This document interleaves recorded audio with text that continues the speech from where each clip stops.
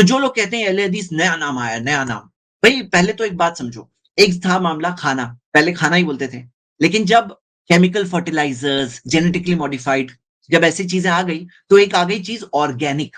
بھائی آج کا آرگینک کیا ہے؟ پہلے جو کھانا ہوتا تھا نا، وہی چیز آج آرگینک کے نام سے آ رہی ہے. ایک اور مثال لیتے ہیں، پہلے تو صرف حدیث ہوتی تھی نبی صلی اللہ علیہ وسلم کے زمانے میں، لیکن جب گڑنے والے آئے تو صحیح کے بعد میں صحیح حدیث، ضعیف حدیث کب آئی؟ بعد میں یہ نام آیا نا. کیوں آئے؟ اس نیڈ کے تحت آئے نا، ضرورت کے تحت آئے، تاکہ لوگ کنفیوز نہ ہو، تاکہ لوگ کنفیوز نہ ہو کہ یہ صحیح حدیث ہے، ضعیف حدیث ہے. اللہ کے رسول صلی اللہ علیہ وسلم کے زمانے میں تو صرف حدیث تھی، لیکن بعد میں جو چیز تبھی حدیث تھی خالی، آج اس چیز کو صحیح حدیث کہتے ہیں کہ ثابت شدہ حدیث ہے، یہ کنفرم نبی صلی اللہ علیہ وسلم سے ہمیں ملتی ہے بات. اسی طرح پہلے تو صرف مسلمان تھے، پہلے تو صرف مسلمان تھے، لیکن جب بدعتیں آئی تب ایک ٹرم آیا اہل السنہ. کیوں آیا؟ بعد کے زمانے کے جو صحابہ تھے، جو تابعین تھے، ان کے زمانے میں ٹرم اہل السنہ کیوں آیا؟ تاکہ فرق کر سکیں، تاکہ اجتماعیت قائم رہے، تاکہ گمراہیوں سے بچایا جا سکے، تاکہ علم حاصل کرنے میں، دین کی دعوت میں بہت سارے فائدے ہیں اس کے. اب ایک مثال سمجھیے کہ جیسے مان لو ہم نے گاڑی کی سروسنگ کرائے، گاڑی کا پرفارمنس پھر اچھا ہو گیا، لیکن سٹیج 2 میں بہت استعمال کرنے کے بعد پرفارمنس پھر سے خراب ہو گیا، تو کیا کریں گے؟ تو وہ پھر سے سروسنگ کرائیں گے، پھر سے سروسنگ کرائیں گے. بھائی پہلے سروسنگ کرائے، پرفارمنس اچھا ہو گیا، پھر سے سروسنگ کرائیں گے. تو یہی ہوتا ہے، یہی دنیا میں ہم کرتے ہیں. تو یہاں سمجھنا کیا ہے، ایک ٹرم تھا اہل السنہ کے ساتھ ساتھ اب دیکھو گے جو اس سینس میں جو صحیح لوگ تھے، جو صحیح راستے پہ چلنے والے لوگ تھے. بھائی اہل السنہ جو ٹرم ہے نا، الگ الگ سینس میں استعمال بھی ہوتا ہے. ایک ہوتا ہے شیعوں کے سامنے اہل السنہ، ایک اہل السنہ کے لیے الگ سینس میں استعمال ہوا. لیکن جو صحیح راستے پر چلنے والے، جو صحیح منہج والے لوگ تھے، انہیں شروع میں جو اہل السنہ کہا جاتا تھا. ایک اور ٹرم تھا تبھی جو چلتا تھا، اہل الحدیث. جیسے مثال کے طور پر امام جب احمد بن حنبل سے پوچھا گیا کہ یہ جو حدیث میں نبی صلی اللہ علیہ وسلم نے پیشن گوئی کی کہ ایک گروہ رہے گا ظاہرین علی الحق، وہ حق پر ہی ہوگا، واضح طور پہ کلیئرلی حق پر ہوگا، یہ کون سا گروہ ہے؟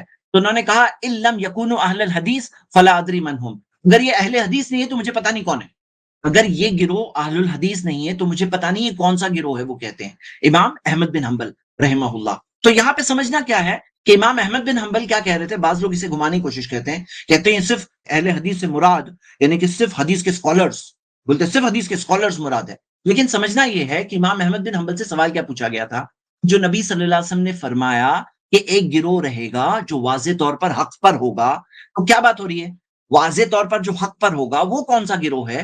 تو انہوں نے اس کے جواب میں کہا کہ اگر اہل الحدیث نہیں ہے تو یہ کون سا گروہ ہے مجھے نہیں پتا.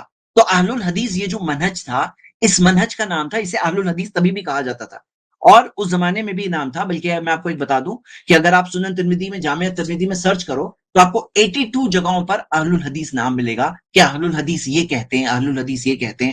اور اگر آپ فردر دیکھو تو آپ کو کئی سلف کے اقوال میں کو اہل الحدیث لفظ ملے گا. اور یہی اسی طرح کا جیسے امام ترمذی نے کوٹ کیا ہے، یہ آپ دیکھیے کہ سمیت محمد ابن اسماعیل، میں نے محمد ابن اسماعیل کو کہتے ہوئے سنا. کون ہے یہ؟ امام بخاری.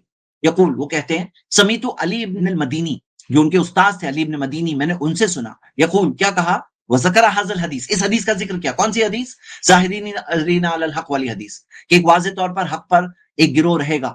تو انہوں نے ان سے سنا ان نبی صلی اللہ علیہ وسلم لا تزال طائفۃ من امتی ظاہرین علی الحق، جو حدیث میں نے ابھی ذکر کیا.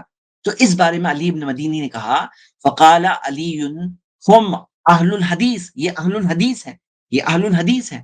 السلام علیکم ورحمۃ اللہ وبرکاتہ.